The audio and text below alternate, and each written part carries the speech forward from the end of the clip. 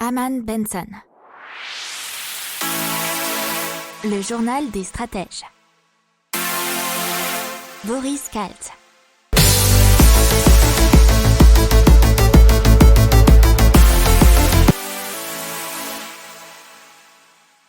Et donc une étude de l'OIT et de l'OMS, donc l'Organisation mondiale de la santé et l'Organisation internationale du travail, qui nous parle d'une étude sur la mortalité liée aux heures supplémentaires. Et donc apparemment en 2016, 745 000 personnes sont mortes de troubles cardiaques parce qu'elles avaient trop travaillé, et c'est 30% de plus qu'au début des années 2000.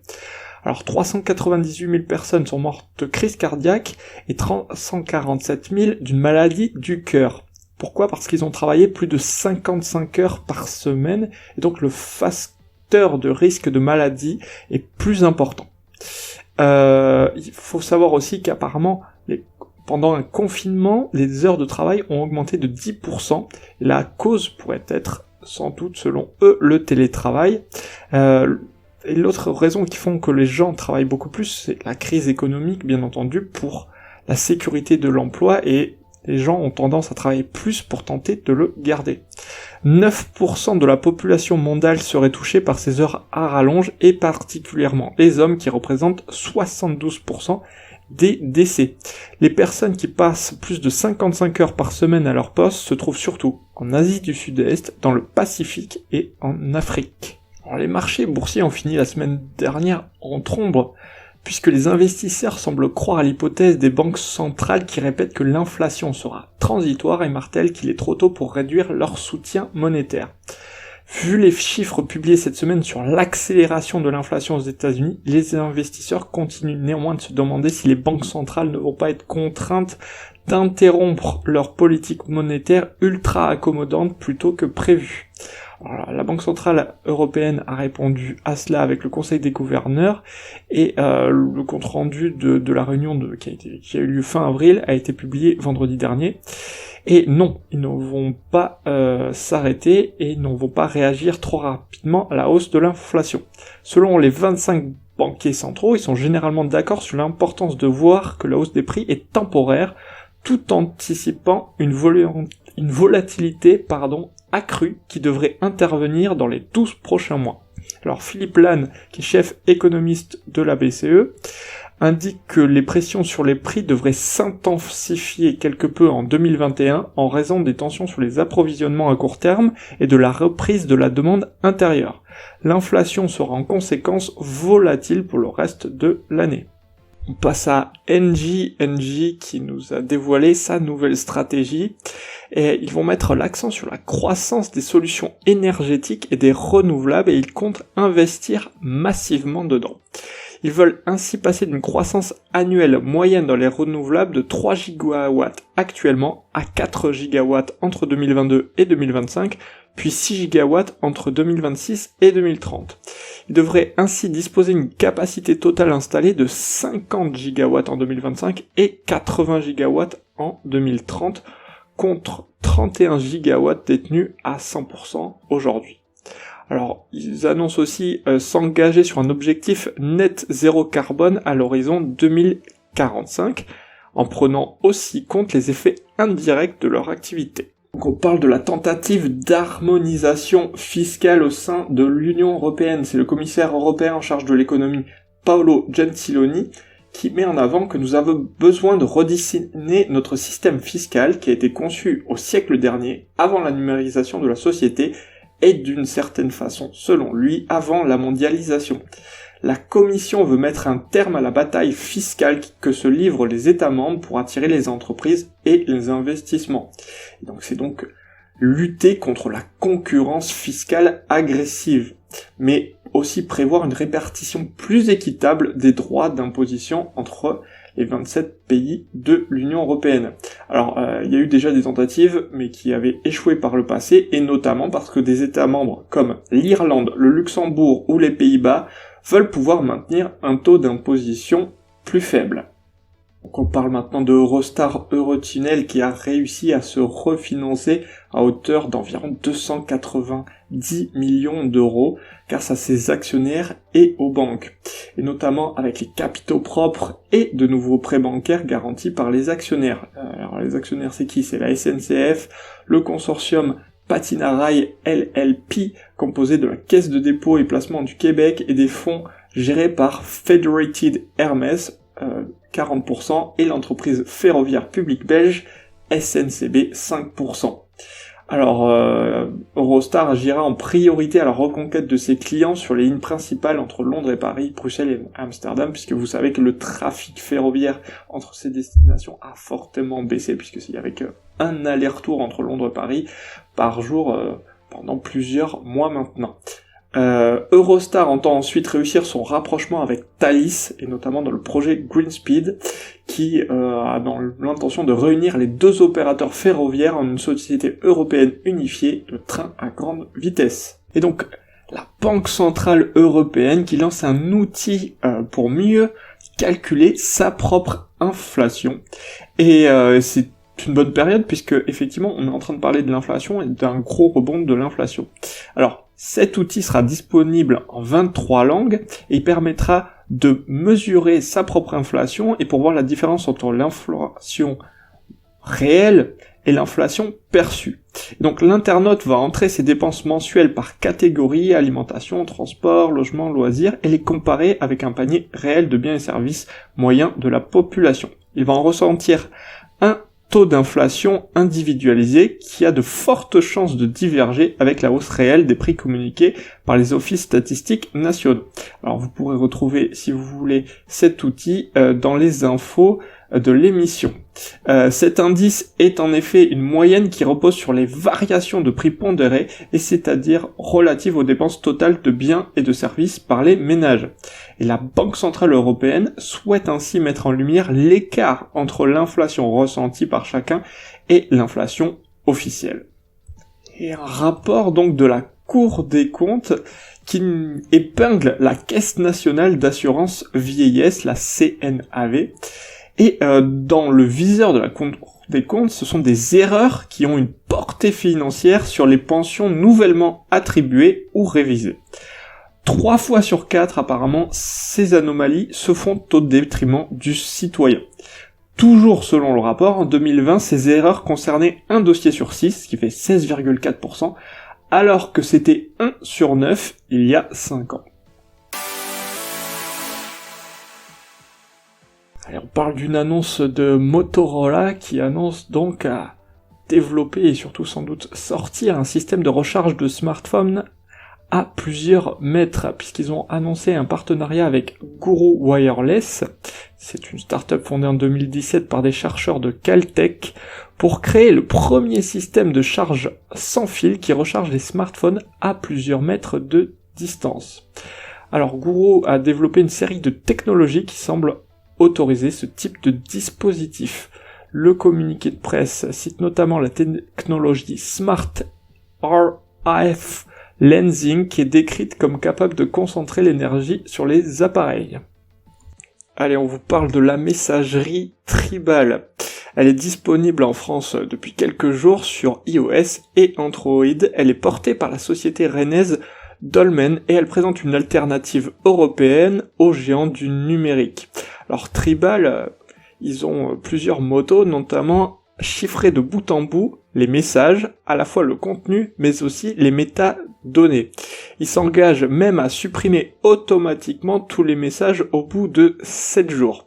Ils sont associés à l'association Planète Urgence, mais aussi à l'entreprise Ecotree, qui œuvrent tous les deux à la préservation des forêts à travers le monde. Oui, puisqu'il y a plus que la vie privée, ils ont aussi une vision éco-responsable de leur travail. Alors l'application sera gratuite pour le grand public, mais payante pour les professionnels, et Tribal s'engage à convertir les messages numériques de ses utilisateurs en arbres plantés. Et donc on passe à la société X-Wing qui a réussi l'exploit de réaliser le premier vol sans intervention humaine, que ce soit du roulage jusqu'au retour au hangar. Alors, il faut savoir que il y a eu des études pour savoir si les gens, et les Français particulièrement, seraient enclins à prendre des avions sans pilote, et la société d'ingénierie ANSYS a dit que 6 Français sur 10 seraient prêts à monter dans un avion autonome au cours de leur vie. Mais si on leur demande s'ils sont prêts à le faire demain, nous avons une réponse de seulement 10% favorable. Et on parle d'une innovation en termes de mobilité, ça s'appelle Midipil Mobility, qui était un véhicule inspiré à la fois du vélo électrique et de la voiture urbaine. Ils ont avec des larges roues de vélo, des pédales, 2 sièges, mais aussi des panneaux photovoltaïques puisqu'il peut être alimenté par l'énergie solaire. Il ne pèsera pas plus de 100 kg, il pourra atteindre apparemment 45 km/h en moins de 3 secondes. C'est ainsi pour avoir les mêmes temps de trajet en voiture, en ville, et il aura une autonomie d'au moins 170 km. Il sera fait de matière de thermoplastique ou encore fibres de lin qui seront recyclables et écologiques. Les premiers essais du prototype auront lieu d'ici la fin 2021 avec une phase de bêta-testing en 2022, et à savoir que la région Nouvelle-Aquitaine vient d'octroyer une aide de 54 000 € pour aider au développement et notamment à la chaîne de traction.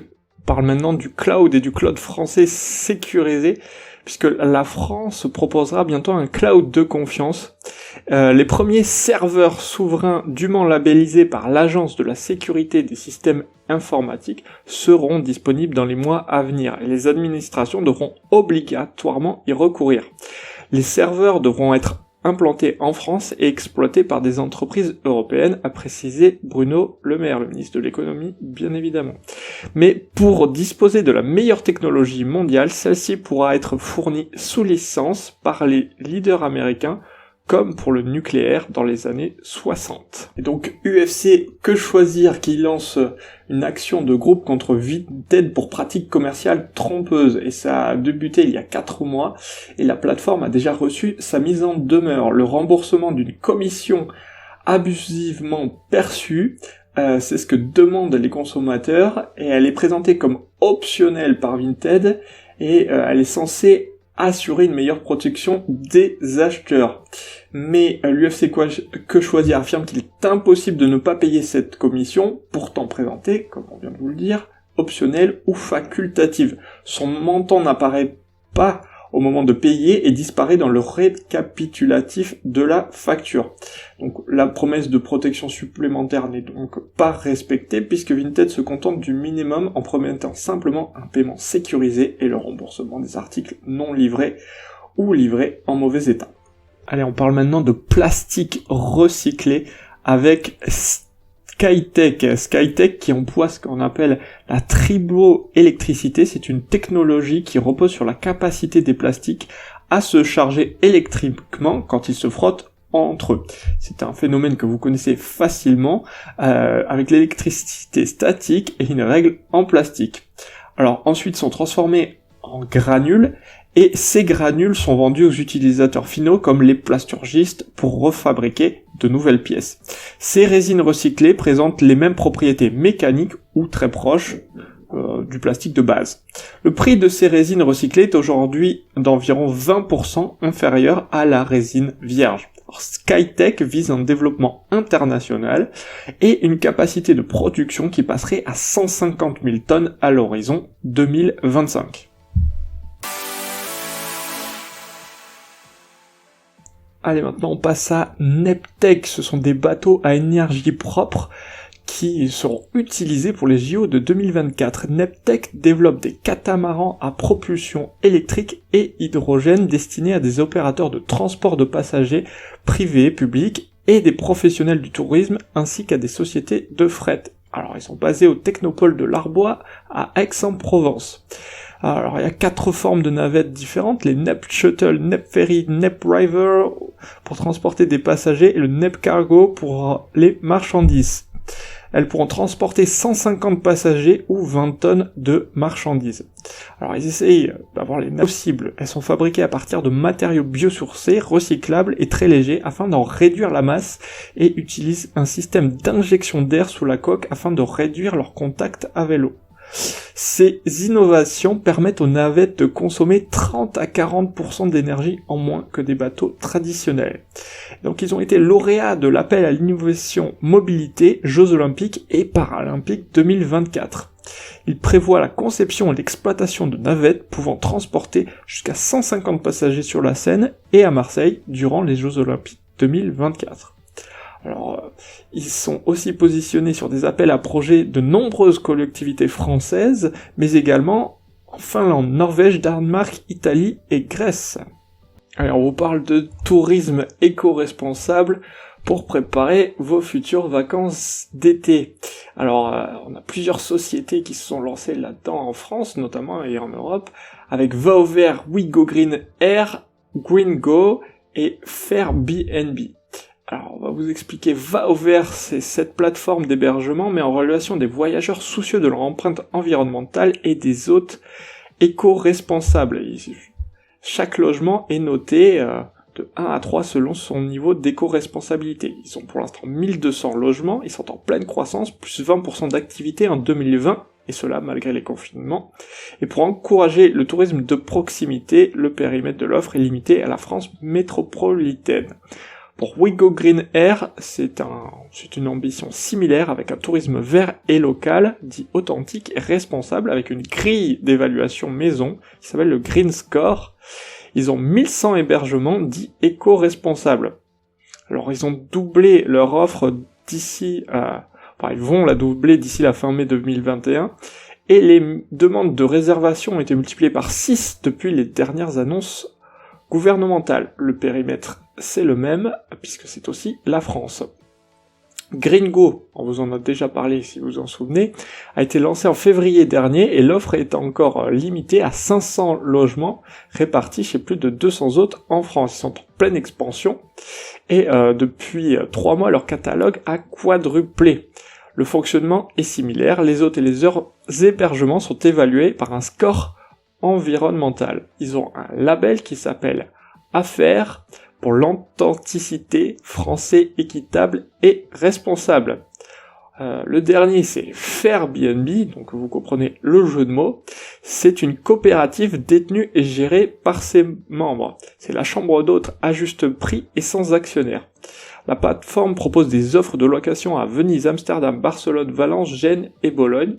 Il privilégie les hôtes qui ne proposent qu'une seule propriété sur le marché du tourisme pour que celui-ci soit plus durable. Alors le site prend une commission de 15% sur le tarif brut de la location, mais n'en garde que 50%. L'autre moitié est investie dans des projets communautaires locaux.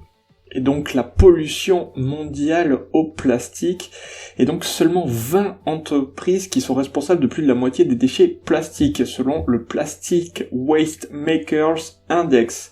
Et l'étude indique que 20 entreprises pétrochimiques sont responsables de 55% des déchets plastiques à usage unique dans le monde.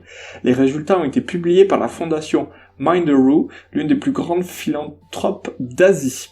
La recherche a été menée par des universitaires de la London School of Economics, du Stockholm Environment Institute et de Wood Mackenzie, entre autres. Le géant américain de l'énergie ExxonMobil arrive en tête de liste, contribuant à 5,9 millions de tonnes aux déchets plastiques mondiaux, suivi de près par la société chimique américaine Dow et la société chinoise Sinopec. Alors, une liste plus longue de 100 entreprises est à l'origine de 90% de la production mondiale de plastique à usage unique. Il faut savoir que 60% du financement commercial, qui finance bien entendu les déchets plastiques, provient de seulement 20 banques mondiales, avec un total de 30 milliards de dollars de prêts de ces institutions, dont Barclays, HSBC, Bank of America, entre autres. Ils soutiennent le secteur depuis notamment 2011.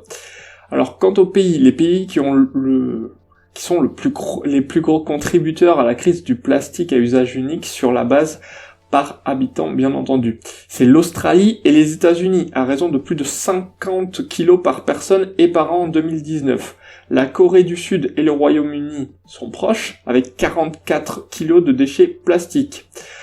Par contre, la Chine n'est seulement qu'à 18 kilos de plastique à usage unique par an, et l'Inde a un taux vraiment bas avec 4 kilos par an. Allez, on passe au recyclage de batteries, et plus particulièrement des batteries des voitures hybrides. Et c'est Bi-Énergie qui s'en occupe à Avignon. Et leur système permet de régénérer des batteries avec un système qui permet de tripler les durées de vie des batteries de plomb. C'est une solution pour réduire considérablement les déchets industriels dangereux. Alors c'est une nouvelle technologie et qui s'applique donc pour les batteries NIMH qui équipent les voitures hybrides. Une batterie régénérée permet de ne pas avoir à racheter une nouvelle batterie, bien entendu, et c'est bon pour tout le monde, pour le porte-monnaie et pour la planète. Abu Dhabi, le Canada et la Tunisie ont déjà primé l'entreprise. Alors à savoir que ces machines sont 100% made in France. On passe maintenant à créer un enrobage biodégradable pour les fruits et légumes. Il faut savoir que 50% des fruits et légumes sont jetés à la poubelle parce qu'ils sont abîmés ou pas consommés à temps. Protem a conçu un enrobage qui est baptisé Prosan, à base de polymères et d'ingrédients naturels, entièrement biodégradables et comestibles. Il prévient le développement de moisissures et de bactéries tout en ralentissant la maturation. Les fruits et légumes se conservent ainsi jusqu'à plusieurs semaines. Il est ultra fin et invisible à l'œil nu et ne se substitue parfaitement aux emballages plastiques. Et effectivement, puisque Air France vient de réaliser ce mardi 18 mai 2021 le premier vol long courrier de son histoire avec du carburant durable produit à partir d'huile de cuisson par le géant Total. Effectivement, ces biocarburants appelés SAF pour Sustainable Aviation Fuel ou carburant durable d'aviation en français, qui sont produits dans la bioraffinerie de la Med mais aussi sur le site d'Oudal en Seine-Maritime. Ils sont fabriqués à partir de déchets issus de l'économie circulaire comme les graisses animales, les huiles de cuisson usagées. Ils peuvent être mélangés à 50% avec du kérosène. Et à partir du 1er janvier 2022, les compagnies aériennes devront utiliser au minimum 1% de ce biocarburant, puis 5% en 2030, selon la feuille de route établie par le gouvernement. Il y a un petit historique là-dessus, puisqu'il y a déjà des compagnies comme KLM qui a effectué le plus long vol commercial, avec dans le réservoir 20% d'huile de friture usagée, c'était en 2014, et entre 2014 et 2016, Air France a expérimenté un vol hebdomadaire Toulouse-Orly avec du biocarburant. Depuis juin 2020, tous les vols au départ de San Francisco aux États-Unis utilisent de biocarburants produits avec des déchets d'huile et de graisse, et cela toujours fait par Air France. On parle maintenant de Tapera, qui est une start-up zambienne qui produit avec succès du biocarburant issu de déchets oléagineux transformés en matière première. Les huiles sont collectées auprès des hôtels et des restaurants, mais aussi des grossistes qui ne savent que faire de leur stock d'huile alimentaire périmée. Celle-ci était jusqu'à présent détruite, voire rejetée dans la nature sans autre forme de traitement, et elle trouve ainsi une seconde vie utile. Moins de 10 ans après sa création, plus de 300 000 litres de biodiesel ont déjà été produits à partir d'huile alimentaire usagée, et il faut savoir qu'ils sont moins chers que le gasoil classique. On passe maintenant à l'huile de colza avec le groupe Avril qui produit un biocarburant qui est donc à 100% produit par du végétal. C'est le numéro 1 français des huiles de table, donc, qui fabrique aussi ces biocarburants et qui a annoncé la commercialisation il y a maintenant quelques années d'Oléo 100. C'était présenté comme le premier carburant français 100% végétal. C'est un carburant, disait le groupe, fabriqué à partir de nos fermes. Alors pour rouler avec ce carburant, tous les camions diesel peuvent le faire moyennant des adaptations mineures sur les véhicules. C'était un coût de quelques centaines à 1000 €. Ce biodiesel produit 60% de gaz à effet de serre en moins qu'un gasoil traditionnel et émet jusqu'à 80% de particules fines en moins. Il est 2,5 moins polluant qu'une énergie fossile conventionnelle. Alors on parle maintenant d'une entreprise franco-allemande qui s'appelle Pyrom Innovation, qui recycle des pneus usagés en carburant. Et c'est ramené par thermolyse de vieux pneus à leur matière première d'origine.